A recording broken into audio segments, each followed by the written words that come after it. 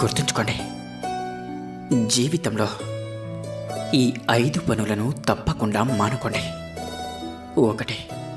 అందరి దగ్గర సహాయం కోసం చేతులు చాచడం. 2. జీవితంలో వచ్చే మార్పులకి భయపడటం. 3. గతం మిగిల్చిన చేదు జ్ఞాపకాల్లో జీవించడం. 4. మనల్ని మనమే తక్కువ అంచనా వేసి చూసుకోవడం.